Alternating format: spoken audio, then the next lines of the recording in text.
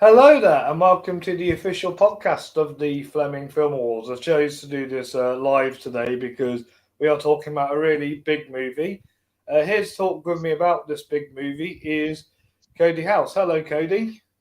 Hey, Robbie, how are you? Thanks for having me on, especially I'm for I'm such. really I'm really good. Yeah. Thank you for coming on. I originally had a Josh plan to do this, but you came in at the last minute and helped me out with this. Happy to. This is a legendary movie and one of my all-time favorites. But then again, we're talking about Mr. Steven Spielberg, and there's a show I listen to sometimes called Screen Drafts, where they do rankings, and they did the whole filmography of Steven Spielberg in three parts. And I was thinking, because a lot of times people are like, okay, Hall of Fame, someone's top 10 films. For Steven Spielberg, you'd have to do like an additional Hall of Fame for another 10 movies. And then you'd be like, which ones do I have to take out? Because then you'd just be like, okay, what are the ones that definitely don't go in there? It's that hard. That's how many great movies he's made. Yes, he's made a lot of good movies, and I think this one's his third best movie. I think it's my personal number three as well. Yes. Yes, definitely, definitely. So, just in case nobody has heard of this movie before, would you like to go over the synopsis? Okay, so Raiders of the Lost Ark, that's what it was originally called when it was released in 1981, is the first film in the Indiana Jones franchise. And it is a story about an archaeologist who goes on a journey to find the Ark of the Covenant and to stop the Nazis from getting it, because this takes place in the late 1930s before World War II, but Hitler and the Nazis are rise to power. It's basically Steven Spielberg and George Lucas's love letter to those Saturday morning or Saturday afternoon matinees you would have watched in the movie theater serials before your movie. It always ended in a cliffhanger. Yes. Yes, yes. And Harrison Ford plays the lead character as Indiana Jones, and I heard that he wasn't their original choice. No, because George Lucas has this thing about not wanting to use the same actors, even though he ended up using Harrison Ford quite a bit. The original actor who was going to play Indiana Jones was, in fact, Tom Selleck. But Tom Selleck couldn't get out of his contract for Magnum PI because television and movies were very much different back then, and it was very hard to work around a TV schedule like it is now. And so he couldn't play the part.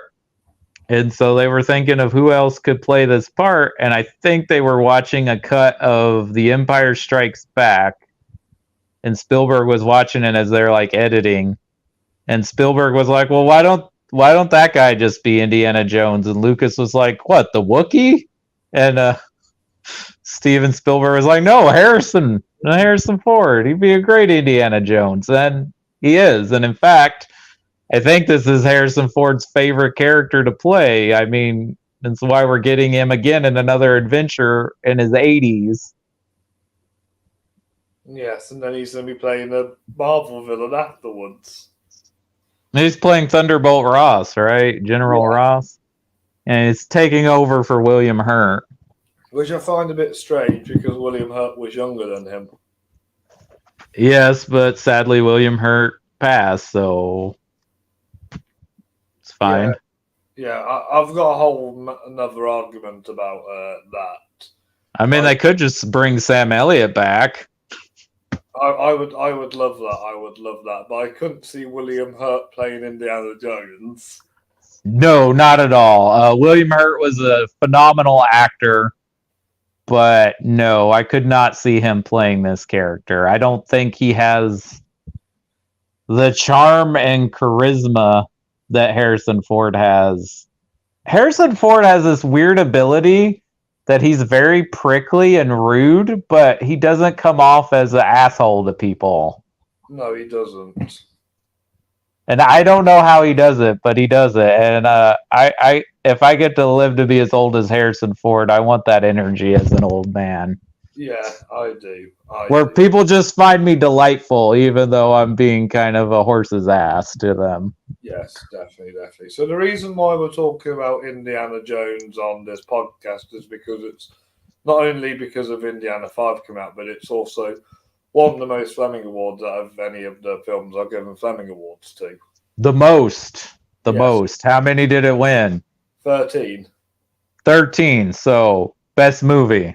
Yes, best movie, best director, best actor for Ford, best supporting actress for Karen Allen, best score, best editing, best production design, best stunt team, best visual and special effects, best cast, best makeup and hair, best costuming, and best sound. I wish the Academy Awards would have gave it that many Oscars, because I watched Chariots of Fire last year for the first time as one of the Oscar winners. I'd never seen that won best original screenplay because I kind of like how it's a new take on a story that already exists. Okay, well, no disrespect to the film or to your home country, but I found that movie incredibly boring, and I couldn't understand which person we were supposed to root for, or we're supposed to root for both of them. And I was just like, how did this win Best Picture over Raiders of the Lost Ark? Raiders of the Lost Ark is such a phenomenal film. It just sings, it zips, it's entertaining. Oh, it's got so many great set pieces. It's got great gags. Yes. Definitely. I mean, the only one I'm unsure about is makeup and hair because there's not really like much like massive like hairstyles or like makeup effects to make people look different. But I mean that ending scene when all the Nazis' faces melt off is. I'm assuming that's visual and special effects. It is visual and special effects, but they didn't have CGI in 1981, so some of that's makeup. It's gotta be. That's just makeup and camera trickery. Yeah. I mean, I'm not 100% sure how they did that, but I gotta assume because it's mostly practical effects at this time point. Yes. Yeah, but best stunts, yeah, absolutely. There's so many great fights in this movie, and then that chase sequence when he's chasing the truck and he's under the truck and everything. Yes, although my favourite fight scene is the one with the swordsman. Yeah, do you know the story behind that fight? Yes. Can I please tell it? Yes, because that's in true Harrison Ford nature as well. Yes, so Steven Spielberg originally planned to shoot a full-on sword fight with the bloke in Indiana Jones, but he had to cut it for screen time, so he changed the script and written that joke where he shoots him instead. Oh, he rewrote it? I thought Harrison Ford did it because he was sick when they were supposed to film that scene, and he didn't want to do the fight, so he just shot the guy, and they liked it and kept it in the movie because it was funny. I always thought it was because of the runtime. No, I heard Harrison Ford was like sick with the flu or stomach flu and just didn't want to deal with it, so he just shot the guy, which if that's true, that makes sense for Harrison Ford's cantankerous attitude towards things. It's just like, I don't want to deal with this. I'm just going to shoot you. Yeah. But the fight with the big bald guy is great too, man. And how he gets killed. Yes. I also like how they parody it on Family Guy with Peter and the chicken. Yeah. Yes, and there is also like an extra wearing jeans in the desert somewhere, and jeans weren't invented back then. Yeah.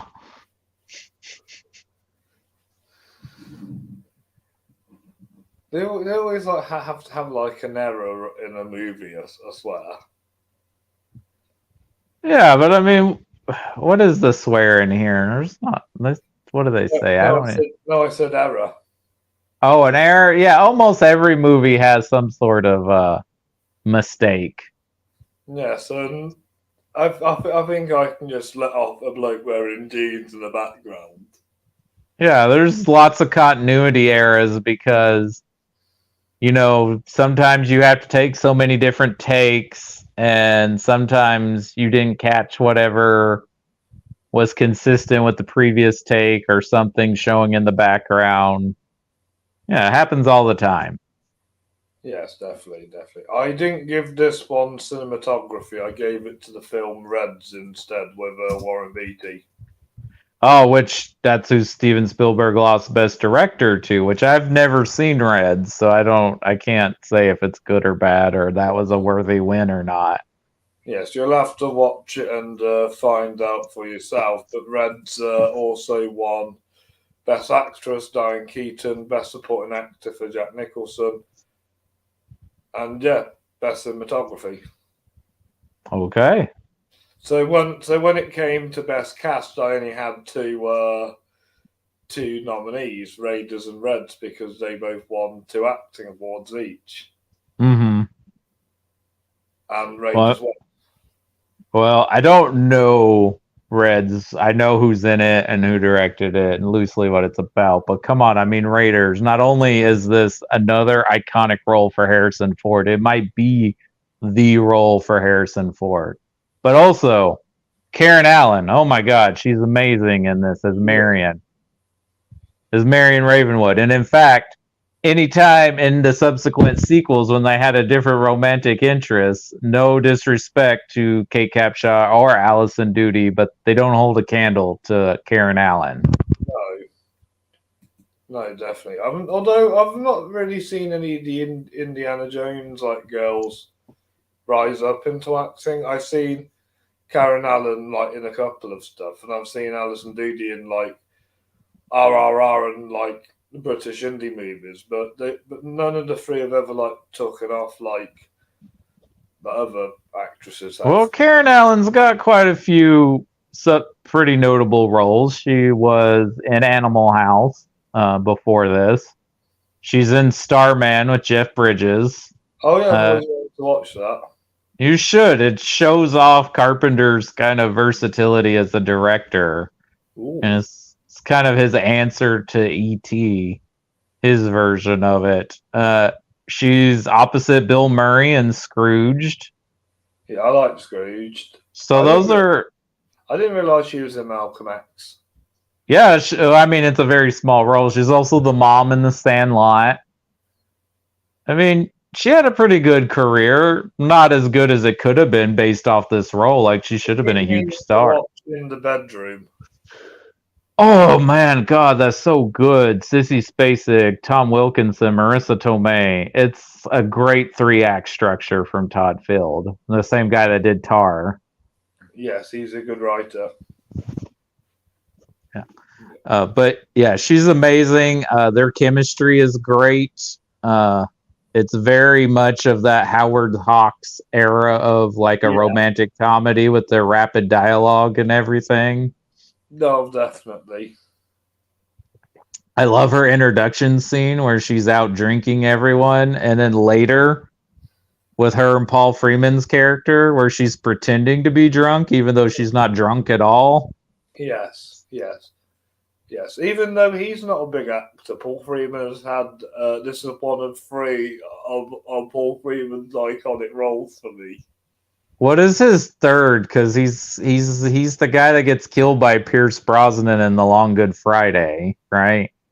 Okay, then I completely forgot all about that. I was going to say Hot Fuzz in the Power Rangers movie. That's right. He's the priest in Hot Fuzz, isn't he? Yes. Yeah, which is great. Which Power Rangers movie? The newer one or the one from the 90s? 1995 one. Okay. News. I've actually never watched that, even though I was a fairly big Power Rangers kid. for the first couple of seasons. You need to watch it just to experience it. Oh, okay. But yeah, he's good as like the rival archaeologist he's bad, but he's not the true villain in this. Yes. Yeah.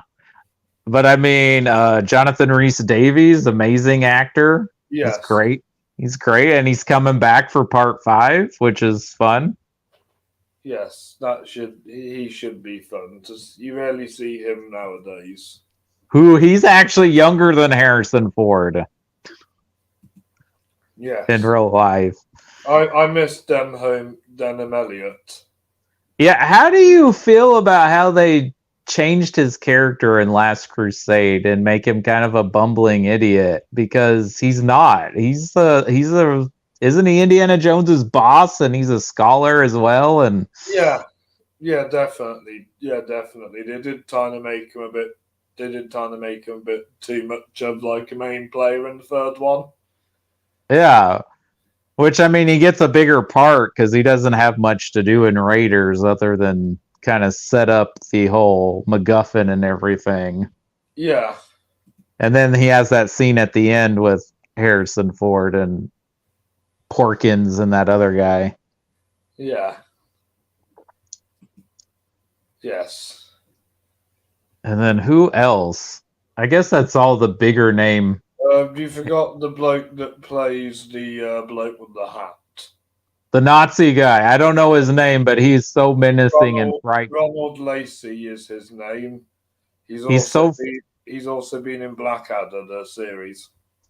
Ah, well, he's so menacing in this and great. And I love the whole gag when he shows up in the... He's in Buckaroo Banzai. Oh, that movie's awesome. Yeah. I don't remember him in that, but that's a stacked cast. That movie's stacked. Yeah. But he's also in the war movie John Lennon was in, How I Won the War. Okay, I don't know that movie. Yeah, I think it was only John. I think John Lennon tried something, realized he wasn't good at it, and just quit while he was ahead. Okay, so he tried to act outside of the Beatles movies after they broke up? No, it was 1967 he was in that film, so the same year as one of their albums. But my favorite scene with that guy is when he comes into the tent and he acts like he's going to kill Marion and strangle her, and then it turns out it's a hanger for his jacket. Yeah, so I love that. Because this movie is as equally funny as it is action-packed. Like, just the gags and everything in this movie that they set up is great. Yes, definitely. Definitely, there are some good gags. But I think what drives the movie is the score. Oh, John Williams, another iconic, legendary score. And he scored the newest Indiana Jones movie. Man's in his 90s. He's still scoring movies, though I think this is his last one, right? He's retiring? I think so. Yeah. But yeah, that's an iconic theme, like the main theme, but even some of the other music, like the music they use for the Ark and yeah. The love theme in here too between Indy and Marion. Mm-hmm. Yeah, I mean John Williams doesn't phone it in. Do you think it's edited well? I mean, yeah. I mean, like I said, this movie zips, right? It's almost 2 hours long, and you're just on for the ride from beginning to end. That's so I think to Steven Spielberg adventure film to be. Yeah, I mean, and not only an adventure film for Steven Spielberg, because this kind of sets the tone. This is a movie Hollywood has been trying to copy for 4 decades now, and no movie has ever come close to being as good as this movie. No, definitely. Even the Indiana Jones sequels, which I really enjoy, Temple of Doom and Last Crusade, but they're not as good as this movie. No, I enjoy all 4 movies for what it's worth. Yeah, Crystal Skull is not a horrible movie. It's just not as good as the other three. Like it's missing some of the elements that make these other three so good. Yeah, definitely. I mean, I know after three onwards, they get bigger in terms of cast. Oh yeah, they get huge. I mean, four's got a lot of people in it, though. You could make an argument that they didn't need to have Jim Broadbent, John Hurt, and Ray Winstone in there, and that's probably my least favorite part of Crystal Skull is Ray Winstone. A lot of people say that about Crystal Skull. Yeah, because obviously Denholm Elliott had passed, and Sean Connery didn't want to come out of retirement and do the movie because Broadbent's playing the Denholm Elliott role, and John Hurt's playing the Sean Connery role. Yeah. And really, the Ray Winstone character, you could have brought back somebody from one of the earlier films. Like, you could have brought Dan Aykroyd to play that from Temple of Doom. That would have been fun. Or you could have just not had all three of those characters. You could have just had, like, one of them instead of all three. Yeah, because I think Toby Jones is replacing the John Hurt character by the looks of things. That's what it looks like, but I've heard some things about the whole de-aging process flashback scene that takes place in World War II. But it is going to be kind of cool to see Indy in World War II because we never got to see that, really. Yeah.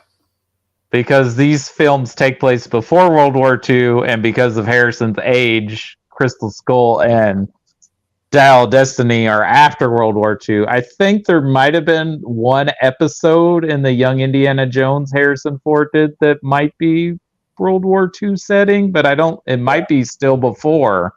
All I know is it has something to do with jazz music. Yeah, something to do with jazz music.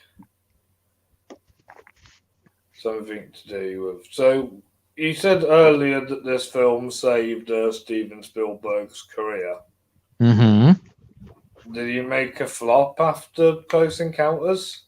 Yeah, it's called 1941. It was a monstrous financial flop, and the critics tore it apart. Nearly destroyed his career. Because, he did Jaws and he did Close Encounters of the Third Kind, and those were both huge movies that got Oscar nominations. And so he wasn't sure to work with the guy who was in the Kurosawa films. Yeah, he got Toshiro Mifune to be in it. Yeah, it's a huge stacked cast. Even though I think the Christopher Lee part, he wanted either John Wayne or Charlton Heston, and they both turned it down and actually told him to not make the movie. Right. And it's got Dan Aykroyd and John Belushi in it. It's got a lot of it sounds like it should be a Zemeckis film. Well, that's funny you mentioned that because Robert Zemeckis and Bob Gale wrote the screenplay for this. Yeah, I can see looking at it. And this was right after they did their debut movie because Spielberg produced their first two films. And they were kind of like a protege, so I guess that's why he took them. Used Cars. I've always wanted to see that one. Yeah, I've never seen Used Cars either, but yeah, that's one of Zemeckis' first films. Zemeckis, I would say, is a journeyman. Yeah, especially later in his career, but I mean, he's kind of more on a Ridley Scott vibe, I think. He kind of totes the line. I was about to say Back to the Future and Forrest Gump don't really connect. People are surprised when I tell them they're made by the same director. But his earlier films do have a similar energy to them. Yeah. It's like even looking at Back to the Future and Who Framed Roger Rabbit. Yeah. Yeah. But yeah, 1941 nearly destroys Steven Spielberg's career. And if you don't know, Steven Spielberg is a huge James Bond fan, and he always wanted to direct a James Bond movie. Yes. But they wouldn't let him direct a James Bond movie because he's an American, and in fact, they didn't let an American direct one until this most recent one, and now that guy got canceled. So I don't know if any other directors from America will get to direct a James Bond movie. But regardless of that, he's on vacation with George Lucas in Hawaii because they're friends and they go on vacation together quite a bit. And they're talking about this, and Lucas is like, well, I got something that's better than James Bond. And they start talking, and it's the script for Raiders of the Lost Ark. And thus, he lets Spielberg direct it. It's a huge hit. And Lawrence Kasdan helped write the screenplay as well. Yes. Lawrence Kasdan, who also helped write the script for Empire Strikes Back. I believe Philip Kaufman also worked on the script. So yes, big props to Kaufman and Kasdan, I think, are also a main reason why this movie is so great, is because of their skills as screenwriters. Yes, he also directed and wrote The Big Chill, which is a well-written film. Yeah, that was kind of his it wasn't his debut as a director, but it was kind of like his big hit. Yeah. Because he had directed a really cool thriller called Body Heat before, which is basically like a modern version of Double Indemnity. Ooh. So which does have William Hurt in it as the male lead.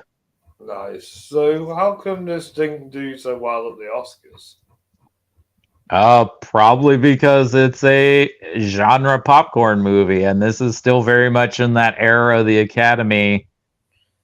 Well, I say of that era. I mean, we still have issues with popcorn movies kind of getting recognition at the Academy Awards. Yeah, that's why I was happy Top Gun got a lot of nominations. Yeah, so I think that was the main reason why, but I mean, it did get a Best Picture nomination, so I guess it was worthy. They didn't think it was worth winning. Did they think Harrison Ford was terrible because he's not nominated? How is Dudley Moore a better actor than Harrison Ford? Was Dudley Moore nominated for Arthur and Harrison Ford? I don't know. Has Harrison Ford even been nominated for an Oscar? I think it was for Witness. Oh, yeah, that's right. That probably makes sense because Witness is a great movie. But I don't know. I guess they didn't think the performance was worthy of a nomination. I don't know. They didn't even give it Best Original Screenplay. Yeah, that's crazy. It should have at least gotten that, right? What did it get? Best Picture, Director, and a bunch of technical nominations? Okay, I can't argue with Vangelis's goal for Chariots of Fire because that is also incredible. I guess that's the best part of the movie, right? 100%. I think one best sound. One best sound, okay. One best sound. And art direction. Oh, yeah, but that's a production design. That's the nature 9 times out of 10 for movies like this, is they get all the technical awards, but they don't get the awards that matter as far as visual effects and film editing. Oh, one editing? Yeah. Yeah. It definitely deserves it. I feel like unless it's Dune or Avatar, they normally get the technical awards. Yeah, I mean, and here lately, the movie that wins the technical awards is also, if it didn't get nominated for Best Picture, it's a movie that probably would have been nominated for Best Picture. Yeah. Like, it's a more prestigious movie usually. Yes, definitely. Definitely. But I think this movie has quite aged like fine wine. Well, absolutely. It's still a phenomenal film, and because it's directed by Steven Spielberg and not George Lucas, there's not an altered version, and we can still watch the version people saw in theaters in 1981. The only thing they've changed is now it says Indiana Jones in the Raiders of the Lost Ark, which is not a big deal, even though the original title was just Raiders of the Lost Ark. I prefer it being called Raiders of the Lost Ark. Oh, me too, because it wasn't a franchise yet. I would Yeah. prefer if they were all just called whatever the Temple of Doom, Last Crusade.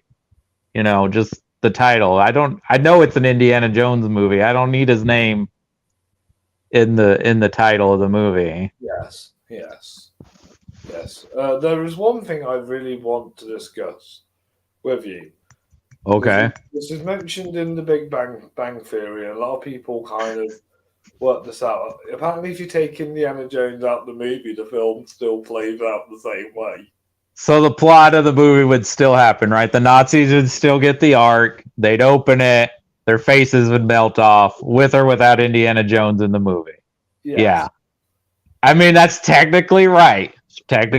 Which kind of blew my mind when I watched that episode for the first time. I was like, oh, yeah, but I mean, Indiana Jones is cool. We love being on the adventure with him. He's got a leather jacket. He's got a cool hat. He punches Nazis. He's got a whip. And he's a down-to-earth professor. Yeah, he's apparently a professor that goes on wild adventures, which I don't know how many college professors or archaeologist teachers live like Indiana Jones. I think it's kind of like a cool double identity. Him as a college professor. Oh, it's like his moonlighting. That's his day job when he's not off going across the world trying to find ancient artifacts and take them away from their culture and put it in a museum. Yes. So I'm assuming this was made and written and the idea came first because Temple of Doom is set before this movie. Well, I mean, this was, I think, the first story. I don't know why they decided to set Temple of Doom a year before Raiders. Yeah. Maybe. I've always found it weird that they did a prequel. It is a little weird. Maybe they wanted it set in a different time because, I don't know, maybe because they had a different love interest, or maybe they just wanted it because the Nazis weren't the bad guys. I don't know. Yeah. And I do appreciate that about Temple of Doom, that it at least was trying to do something a little different from Raiders. Because I love Last Crusade, but you could argue that it's basically Raiders again. But instead of a love story, it's a father-son story. Yeah, because then you answer what happened to Short Round. Yeah, what did happen to Short Round, which is, in my opinion, Indy's best sidekick. Yes. He's capable, he's fun, he's entertaining, and I bet Disney's shooting themselves in the foot right now that they didn't ask Ke Huy Quan to be in the new Indiana Jones movie after he won an Oscar. Yeah, they should have really, waited, but what are you gonna do? That's true, and I love that, like, the interactions between him and Harrison Ford, and I love that Harrison Ford presented Best Picture to Everything Everywhere All at Once. That was very sweet. Yeah. I wonder if Paul Freeman will be in the film with Cate Blanchett next. Oh, because what is that guy's name? He's like the Mads Mikkelsen. Julian Glover, yeah, because he's like Mads Mikkelsen. He's been a villain in almost every franchise. He was in Star Wars. He was in Doctor Who. He's in Game of Thrones. He played a Bond villain. Yes. Yeah. So. Yes, because he was in Tar with Cate Blanchett. Yep, he was. So we had two Indiana Jones villains in the same scene together. Do you think Cate Blanchett would be a good Bond villain? Oh, definitely. Yeah. Do you think she? Oh yeah, they are in a film together, but they're not in the same scene. They're both in Oxford. Oh, her and Timothy Dalton. No, Paul Freeman. Oh yeah, they are in them. Yeah, they don't have any scenes together because she's just in the beginning, right? Yeah. And I believe the man from Temple of the Doom has passed, so I don't know what other American films or British films he would have been in. Yeah. Yeah, so and Mads Mikkelsen and Kate Blanchett are bound to do a film together one day. Yeah, I mean, I would not be surprised if they end up being in a movie together because. Yes. Oh, did you hear about one of the Indy 5 newcomers? Antonio Banderas has joined the cast of Paddington. Yes, I heard he's in Paddington. Isn't Olivia Colman in it? Yeah. And then for some reason, Emily Mortimer is taking over the role of Sally Hawkins. Yeah, which I don't know what has happened. Yeah, I don't know what happened there. And who's directing Paddington 3? Because it's not Paul King, right? And it's sadly not Wes Anderson either.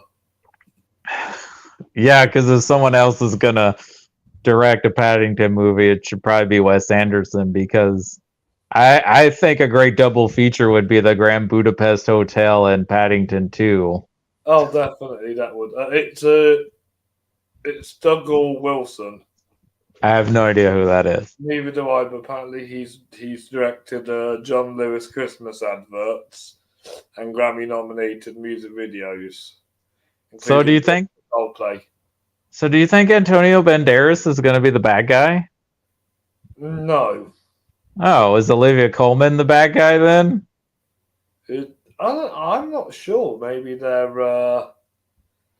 Somebody's got to be evil in this Paddington movie. Yeah.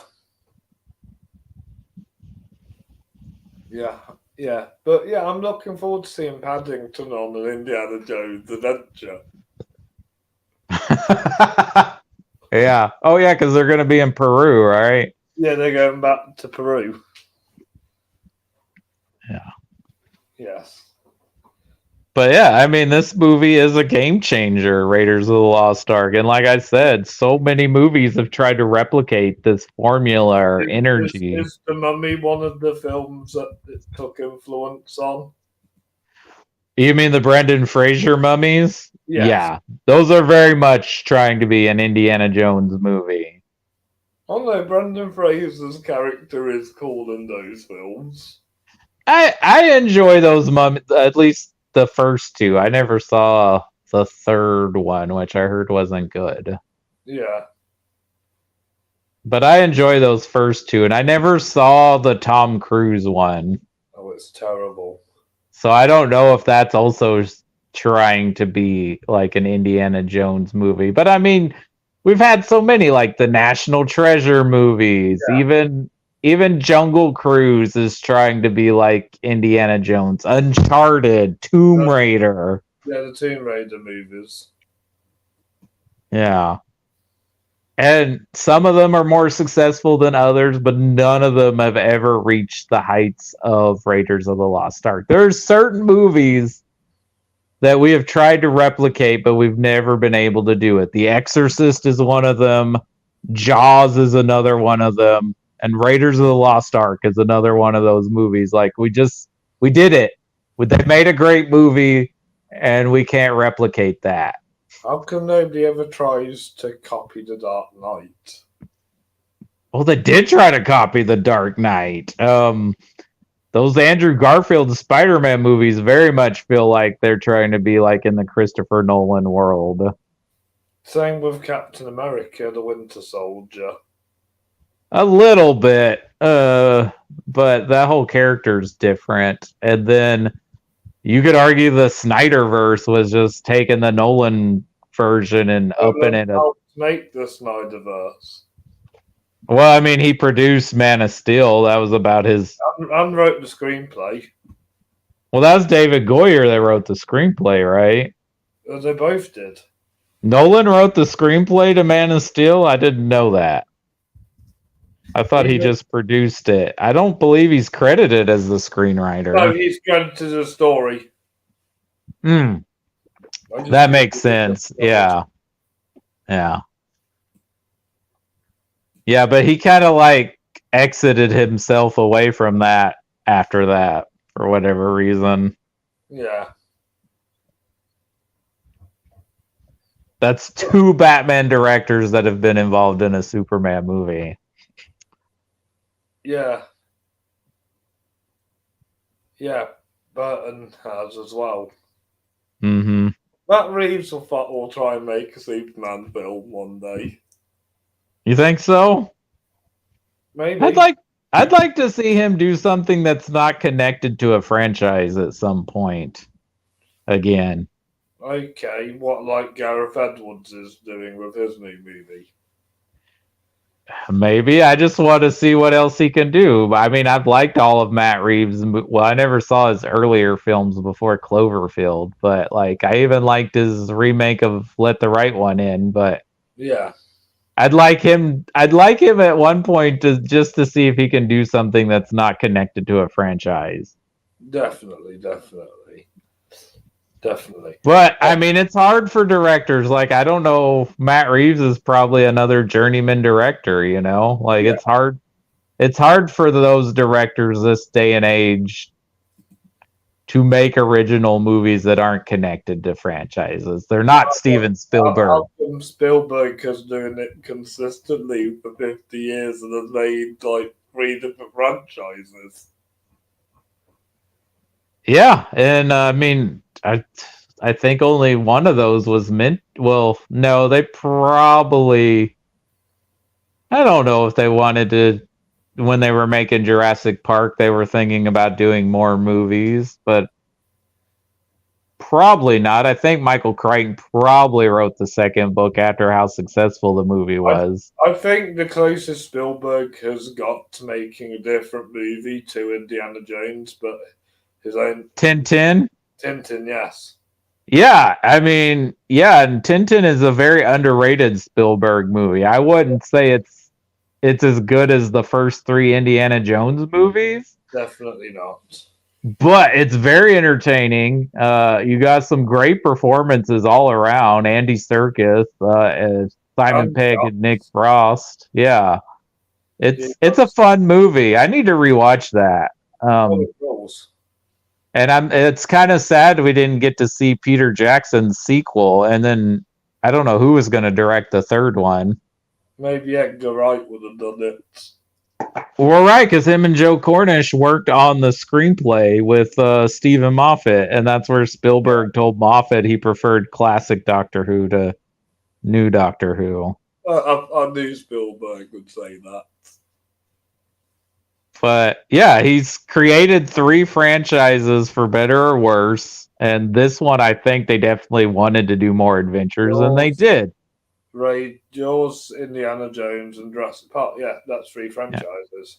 Yeah, and this is one of the greatest action adventure movies ever made for all the things we talked about, and I mean it's just a great movie from beginning to end. It may be one of the most perfect films ever made, even with the blue jeans guy in the background.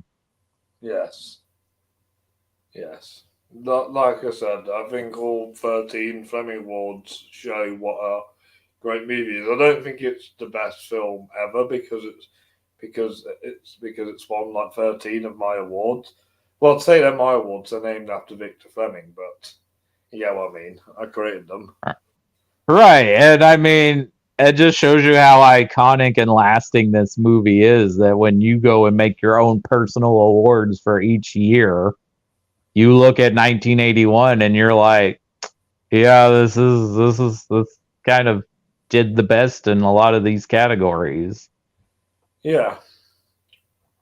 You know, I'm surprised you didn't give makeup for hair to American Werewolf in London, though. I did not see that back then, so when I was doing the hair and makeup extension nominees, I didn't put that one in. I can't remember what I put in, but Ray just won anyway. Right. There is one thing, and I don't really want to talk about it that much because this is just a whole consistency with the plot. Okay. But there's a whole thing now about Indiana Jones and Marion and about him possibly being a creeper because of the age difference when they first hooked up, that she was probably underage. She looks over 21 to me. No, not in the present timeline, but like their history, right? Because like he was a grad student. He worked with her dad. Like her dad was a mentor, and she says something like, I was a child, so I think they're saying like she was only like 15 or 16 at that time, and then now she's like 25, 26. In real life, Karen Allen was like 29 or 30 when this movie was made. Yeah. So there's only like a 9-year age difference between them. But Indiana Jones is supposed to be 37 in the events of Raiders of the Lost Ark. And I believe Harrison Ford was 38 or 39 at the time. I don't know. It was something Lucas wanted because Spielberg was like, can't we just make her 18? And then that's it in the past, and then that's not an issue. I don't think at the time anyone really thought about it. It's just something people have been brought up now. I just kind of like, I don't want to think about it. Yeah. Thinking about John Rhys Davies, he's Welsh playing an Egyptian. I take they said probably cast somebody of like that descent. They should have, right? They should have, but this is 1981. I don't know. Jonathan Rhys Davies is like completely Welsh, right? He doesn't have any kind of other. Yes, he's also like a Welsh nationalist as well. Oh, really? Yeah. Okay. Yeah, I don't know. I mean, he's great in the movie, but yeah, they definitely, because he's supposed to be Egyptian, right? Yeah. Yeah, why did they not cast an Egyptian actor? Or, I guess, no one knew who he was at the time. At least Alfred Molina is like mixed, right? Who has a brief role. Yeah, he's a mix of everything. That's why he's always gotten away with playing different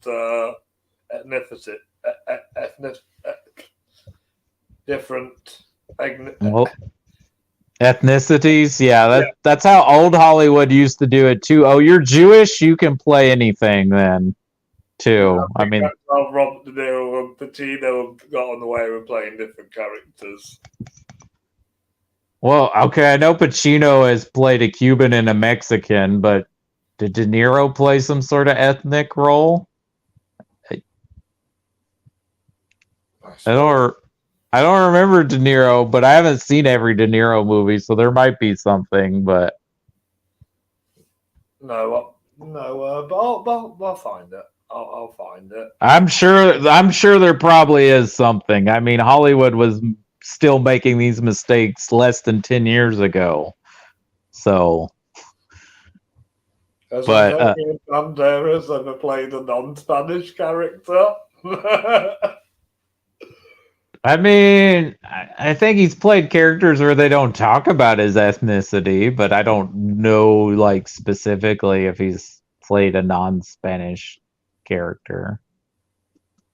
Yeah. But I mean, yeah, they should have, but, again, Hollywood of its time. If it was made today, of course, if it was made today, it'd have more CGI in it, too, but, yeah and like the whole scene in Last Crusade, they would have like digitally de-aged Sean Connery and showed you like his face from like Dr. No or something instead of just hearing his voice. And have the stand-in to be the young guy. Yeah. So there is some great things about them having to rely on practical effects, and like they just don't make blockbusters like this anymore. No, is that why most of like the directors who have came out of New Hollywood don't like modern blockbusters anymore?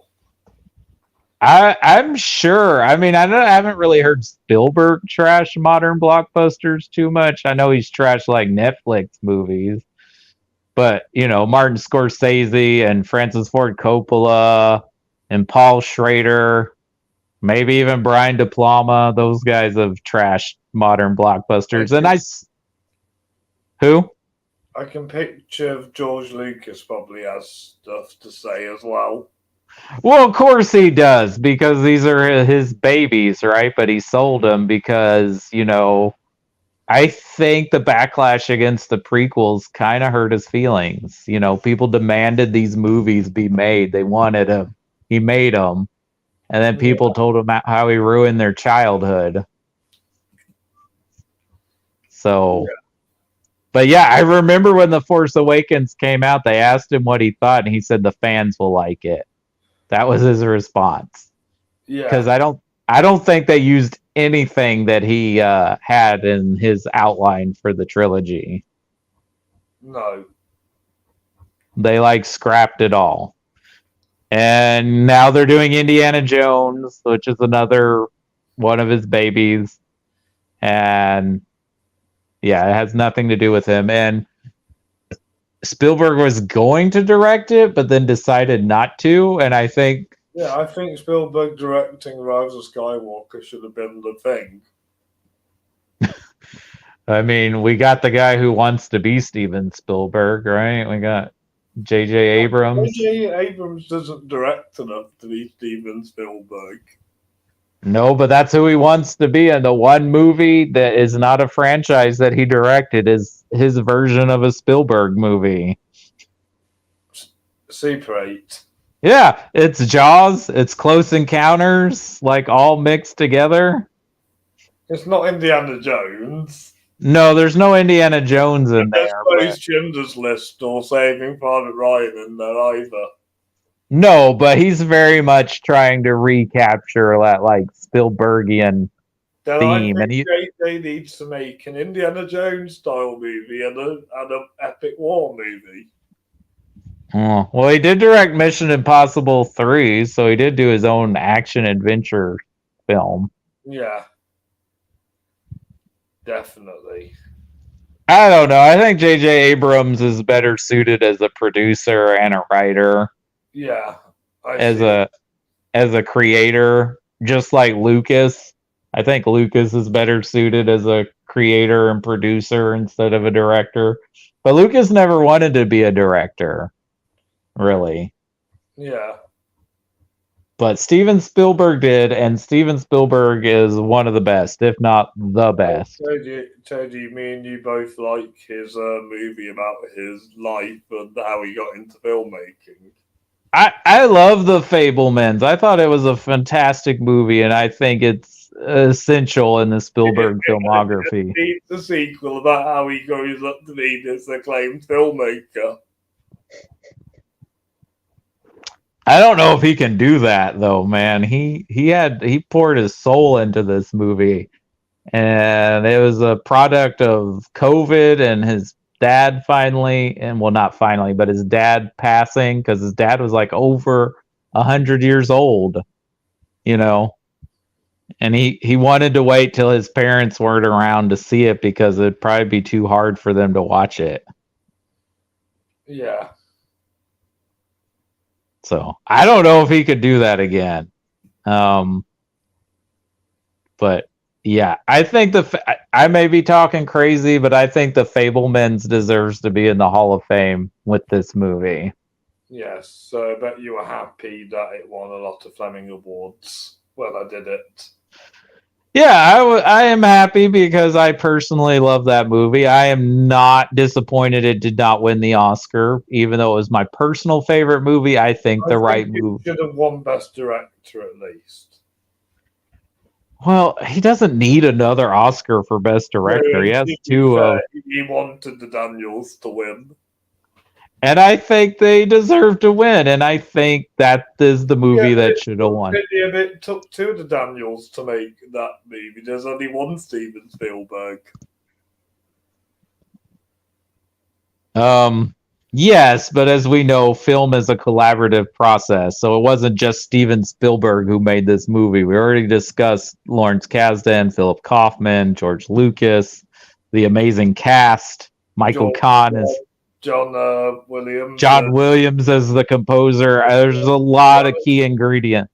Douglas Socombe is the cinematographer. Mm-hmm.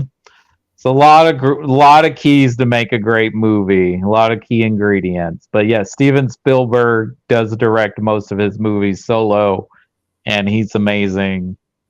But yeah, that's no knack. And the Daniels are a team, just like the Coens used to be a team, and the Wachowskis used to be a team, and the Hughes brothers. Yeah. Like, there's just some people that direct movies together. Yeah. Yeah, there's people that write together. Mm-hmm. And in Atticus Ross and Trent Reznor's case, there's people that make music together. There you go. Yeah, it's all collaborative work. And yeah, Steven Spielberg has so many accolades and successes. I swear every time somebody wins an Oscar for a Steven Spielberg movie, they always thank Steven Spielberg. Because he's a nice guy and he's a great artist. Yes. And I heard him say that when he won the Golden Globe. He was like, I remember being a PA because Tarantino made a thing about John Cassavetes would be proud because he worked as a PA on a Cassavetes movie. And he's like, I remember having to get coffee and sandwiches for people. So I remember being there. And so I always treat everybody, no matter what their position is, on the set with respect and kindness. Did Spielberg really start off doing TV? Yeah, he directed some episodes of what is that called? Night Gallery, which was kind of Rod Serling's other show he did after the Twilight Zone. He directed an episode of Columbo, and of course, his TV movie Duel is still arguably considered one of the best TV movies ever made. And he also directed The Name of the Game. The Name of the Game. I don't know if I know that one. TV series with Gene Barry and Robert Stack. So yeah, he did get his start working on TV, which a lot of directors do that, especially back in even in the 60s and 70s, because you still have a lot of the old school guys making movies. Yes. And even some movie makers are directing the odd TV episode nowadays. Yeah, I mean, Ryan Johnson just did a whole TV show. I mean, he didn't direct every episode, but he created it. And it's a lot of directors that go in and do a whole TV show. I'm about to discuss it. Nice. And what TV show is that? That's Twin Peaks for my David Lynch season. Oh, brilliant. Yeah. We're going to do Twin Peaks first, the whole series. We'll do the original series and then the movie, and then we'll do the new series, and then we'll go back and talk about all the other Lynch films. Nice. I like Blue Velvet and Mulholland Drive the most out of his movies. Well, yeah, those are probably arguably his two best movies. Most people would probably put either one of those at number one or number two. Yeah.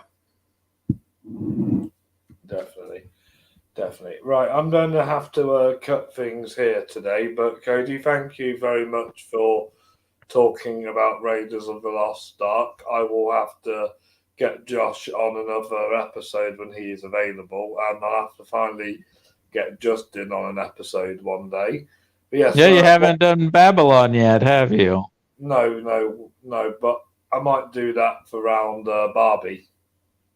Oh, yeah, because Margot Robbie. Yeah. Yes. But yes, if you want to join the Fleming Awards, it's completely free. Just go on Facebook, type in the Fleming Film Awards and join the group. We have over 200 members and you could be part of them. Also, like and subscribe to my channel if you want to see more talks on these movies or the episode of the last podcast we did. We talked about films starring cats, and starting my own director series soon. But because I'm going to rank the films of Wes Anderson. Ah, because you've seen Asteroid City already. Yes, I have. Oh, I've heard mixed things. Most people are saying it's one of his better movies, but I know a few people that didn't like it. Yeah, well, film's opinion based, not done by science. That's true. It's not a science, but Raiders of the Lost Ark to me is a capital A+ picture. A plus, 10 out of 10, 5 out of 5, Yep. and 100%.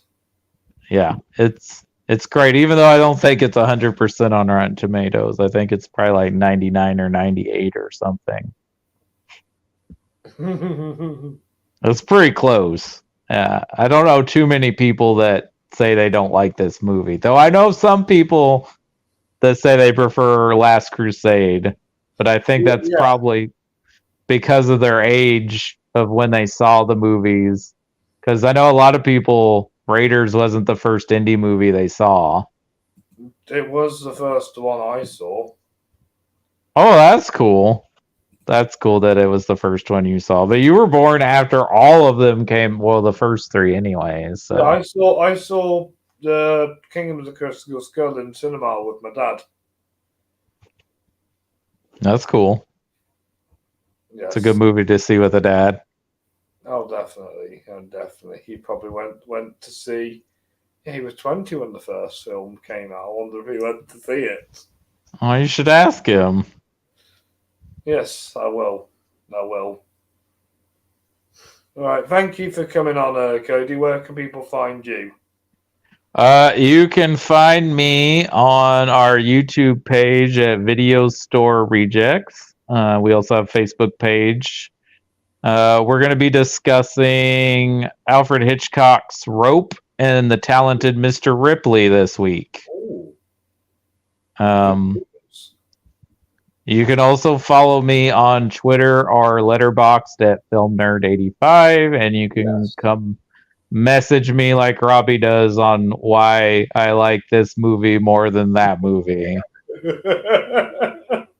I should really stop giving stars. I should just give hearts or thumbs up or something, so you don't know what I think of the movie. So you're not gonna rank you know, keep your rank list private then. Well, if you notice, I don't have them numbered right now. I just have them just listed as all the movies I've seen. Fair enough. Which is not very many. I have not seen a lot of 2023 movies. I've had to catch up myself, so don't worry about that. Right. Anyway, love to see you again, Cody, and I'll see you. Absolutely. Bye, Cody. All right.